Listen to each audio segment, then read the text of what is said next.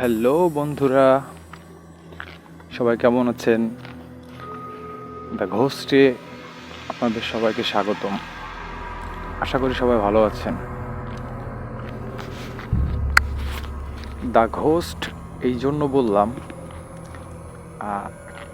আমরা আমাদের চ্যানেলটার নাম চেঞ্জ করছি। অ্যাকচুয়ালি এর আগে যে দুইটা কন্টেন্ট আপনাদের কাছে শেয়ার করছিলাম, ওই সময় তো আসলে ওই কোনো নাম ছিল না। তো চিন্তা করলাম সুন্দর করে একটা নাম দিই। তো সেইভাবেই দ্য ঘোস্ট নাম আমরা সিলেক্ট করছি।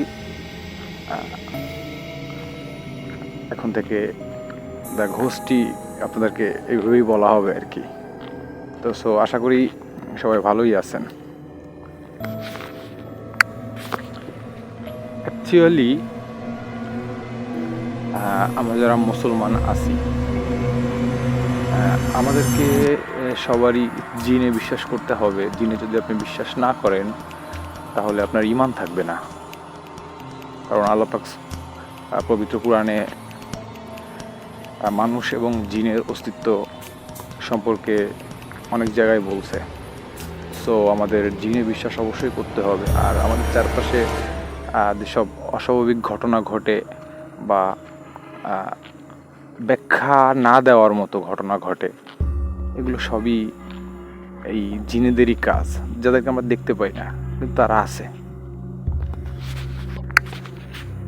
তারা প্রতিনিয়ত আমাদের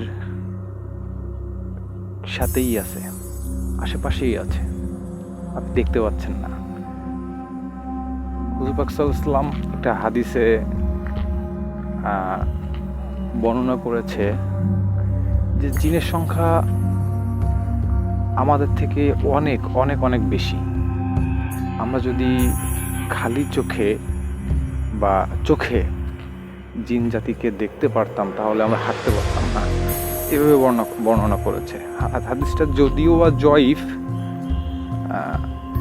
তারপরেও আমরা এটাকে ধরলে এই ব্যাখ্যাটাই আসে।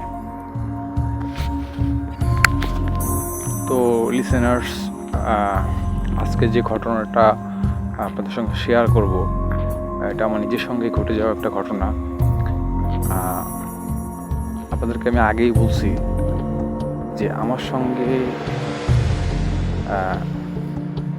আমার এই বয়সে যত রকমের ঘটনা ঘটছে, আসলে আমি আপনাদেরকে বলে শেষ করতে পারবো না। আমার নিজেরও পার্সোনালি অনেক প্রবলেম আছে, যেগুলো আমি সাথে বয়ে নিয়ে চলতেছি। তো শুরু করা যাক ঘটনা। আমি আগেই বলছি, আমাদের বাড়ি শহরের বাইরে একটা গ্রামের ভিতরে। তো আমাদের বাড়ির সামনের ফেজের থেকে রাস্তা, মেন রোড গেছে। আর মেন রোডের অপোজিটেই, মানে বাড়ির সামনেই বলতে গেলে চলে, বিশাল বিল, যে বিলের এক প্রান্ত থেকে আরেক প্রান্ত দেখা যায় না, তো বড় বিল। আর ঠিক আমাদের বাড়ির পেছন সাইড থেকে একটা খাল, বড় খাল। এটা গিয়ে একটা নদীতে যা মিশেছে। তো সামনের রাস্তা, পিছনে খাল বাড়ির। তো আপনারা সবাই জানেন বা এখনও গ্রামের ভিতরে আছে যে যাদের গ্রামের বাড়ি সাধারণত বাথরুমগুলো, টয়লেটগুলো অ্যাটাচ হয় না। এগুলা আপনার বাসা থেকে দূরে আলাদা তৈরি করা হয় এবং অতটা আলিশানও হয় না, টিন দিয়ে বেড়া দেওয়া থাকে। হ্যাঁ, এইভাবে থাকে। গ্রামে যেরকম আর কি থাকে, আপনারা অবগত অবশ্যই আছেন। তো ঘটনাটা ছোট্ট একটা ঘটনা আসলে, কিন্তু আমি কোনো ব্যাখ্যা পাইনি কখনো। তো আপনাদের কাছে ব্যাখ্যা চাইবো আসলে জিনিসটা কী ছিল।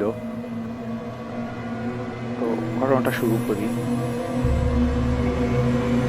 আমার বয়স তখন 14 কি 15। তো আমাদের মাটির ঘর।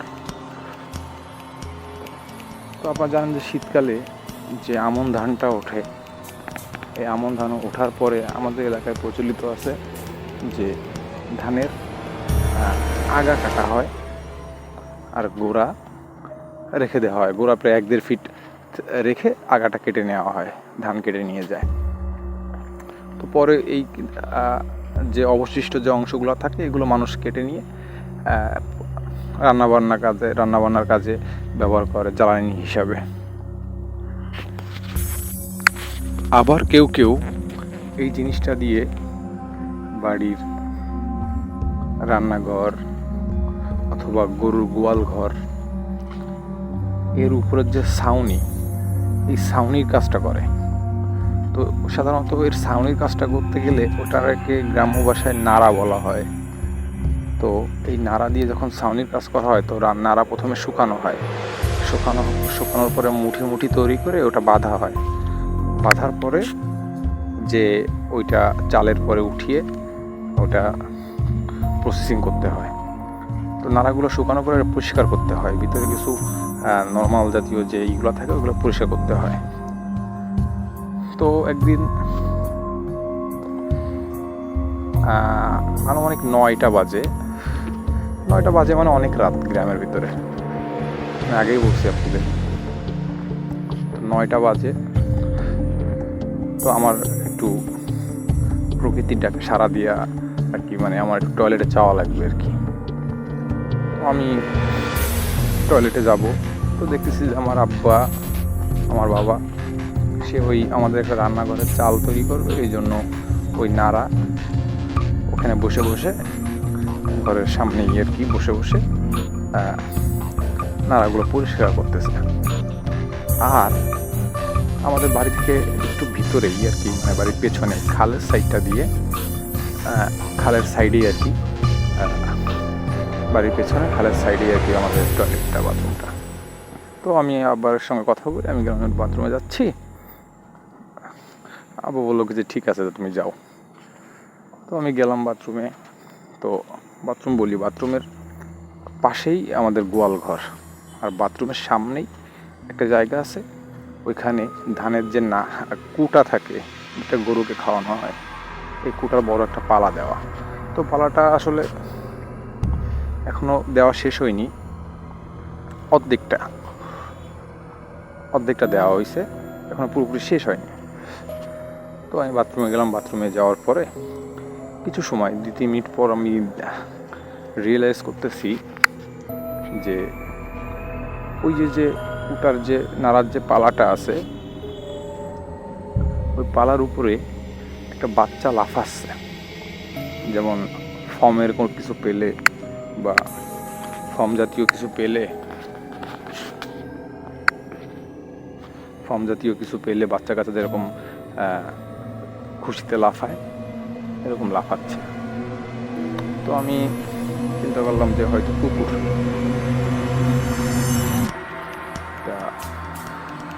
যখন কুকুর ভাবলাম, আমি আমার কাজ করতেছি, তো দেখছি এটা আমার চলতেছে।